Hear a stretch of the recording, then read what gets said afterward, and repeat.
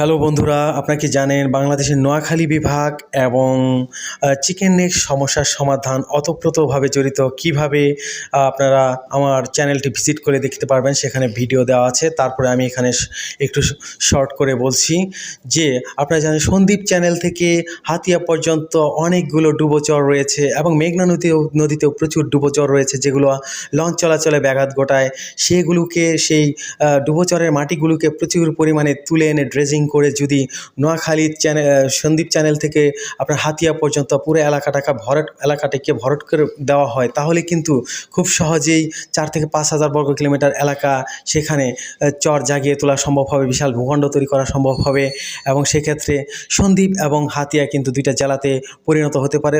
অবশ্যই সেখানে খেয়াল রাখতে হবে যে ফেনী নদীর মোহনা এবং মেঘনা নদীর মোহনাকে সরু চ্যানেলগুলোকে ঠিক রেখে সেটাকে বাস্তবায়ন করতে হবে। তাহলেই কিন্তু নোয়াখালী বিভাগ এবং বাংলাদেশের চিকেন নেক সমস্যার সমাধান খুব সহজেই হয়ে যাবে। সবাইকে ধন্যবাদ। আমার চ্যানেলটা ভিজিট করলে আরও বিস্তারিত জানতে পারবেন।